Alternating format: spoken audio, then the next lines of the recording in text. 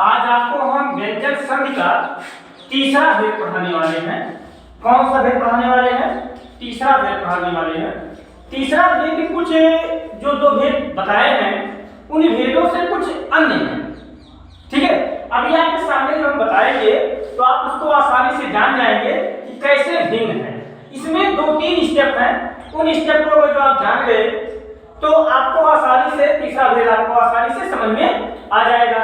इसके लिए लक्ष्य सिद्धांत कौंडी में सूत्र दिया गया है अष्टनाष्टु। सूत्र क्या है? अष्टनाष्टु। ठीक, अब ये सूत्र कहता क्या है उसकी मैं हिंदी व्याख्या आप लोगों के सामने कर दे रहा हूं, तो हिंदी व्याख्या करने से आपको आसानी हो जाएगी। ये सूत्र कहता है यदि सा और ता वर्ग, क्या सा और ता वर्ग के बाद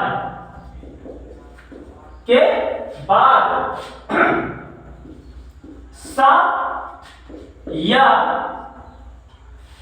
ता वर्ग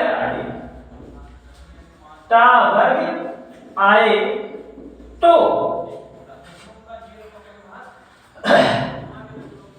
सा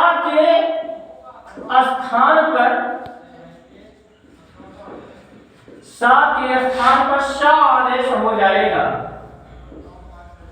सा आदेश हो जाएगा। ठीक, ये तो सा वाली बात हो गई।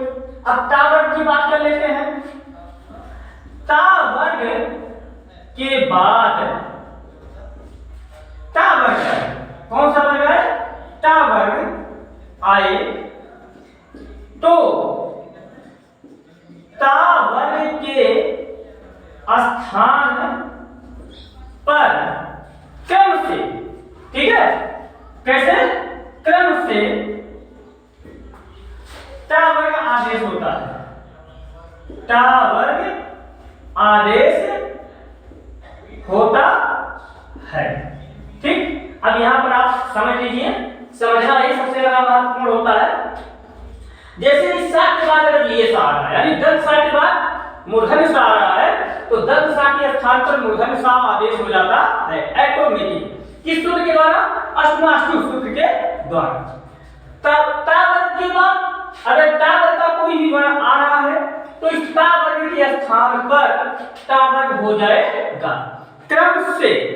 ठीक है, लेकिन एक स्टेप इसमें और है, उसको भी जान लीजिए। यही मेन स्टेप है। यदि सकार के बाद सकार आए या ना आए तो सकार और ना के स्थान पर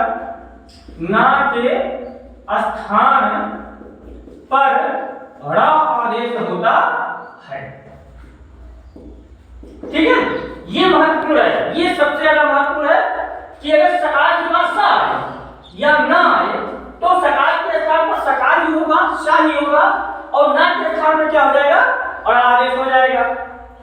इसको अभी जो हम आपको उदाहरण बताने लगेंगे तो क्रम से बताएंगे तो आसानी से आपको समझ में आ जाएगा। ठीक है, यहाँ एक बात फिर से दोहरा लेते हैं। यदि दंत सा के बाद मूर्धन्य सा आ रहा है तो उस दंत सा के स्थान पर मूर्धन्य सा हो जाएगा। ये ता वर्ग के बाद, ता वर्ग का मतलब ता था धा धा ना के बाद ता वर्ग आए, ता ठा डा ढा रा अगर आ रहा है तो उस ता के स्थान पर ता वर्ग के स्थान पर ता वर्ग आदेश हो जाता है। जैसे आपको हम एक उदाहरण बता रहे हैं, रामस धन टीकते। रामस धन टीकते ये बराबर आपका रामस टीकते बनता है। देखिए यहीं पर मैं आपको बता दे रहा हूं, ठीक है, ताकि आपको समझ में आ जाए। इसी सूत्र के द्वारा, अष्टनाष्टु सूत्र के द्वारा ये कहा गया है कि सात के स्थान पर क्या आदेश हो जाएगा? सा आदेश हो जाएगा, यानी दंत सा के स्थान पर कौन सा आदेश होगा? मूर्धन्य सा। तो यहाँ पर आपका दंत सा है तो राम स टीकते।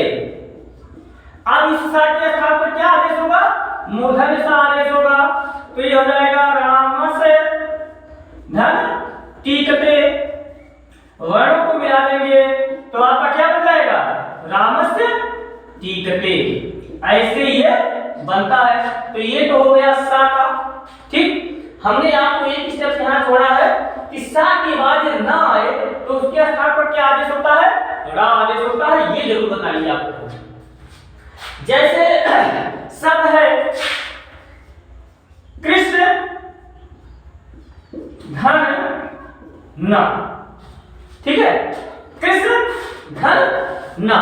अब ये कृष्ण धन जो ना है, हमने बताया कि इसी सूत्र के द्वारा इस सा के स्थान पर क्या होगा? अरे सॉरी, इस ना के स्थान पर क्या आदेश हो जाएगा? रा आदेश हो जाएगा। ठीक है, तो इस ना के स्थान पर क्या आदेश होगा? रा आदेश होगा। देखिए तो सब क्या बन जाएगा?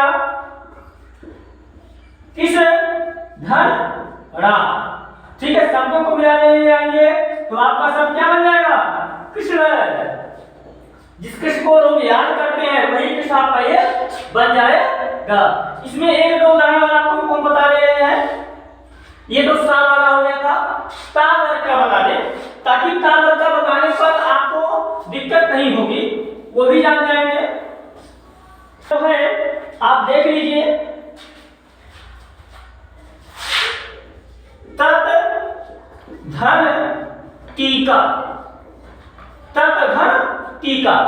अब यहां पर देखिए इसी सूत्र के द्वारा अष्टु सूत्र के द्वारा ता के स्थान पर क्या आदेश होना चाहिए? टा आदेश होना चाहिए, क्योंकि कहा गया है ता वर्ग के बाद यदि ता वर्ग का कोई वर्ण आ रहा है तो क्रम से उसके स्थान पर, किसके स्थान पर? ता वर्ग के स्थान पर क्या आदेश होना चाहिए? टा वर्ग आदेश होना चाहिए। तो ता पहला वर्ण है ता वर्ग का, इसलिए ता के स्थान पर क्या आदेश होगा? टा आदेश होगा। तो ये हो जाएगा तट धन टीका। वर्णों को मिला देंगे तो आपका तट टीका बन जाएगा। ऐसे बहुत सारे उदाहरण हैं जिनको आप साथ करिएगा। ठीक है, ओके।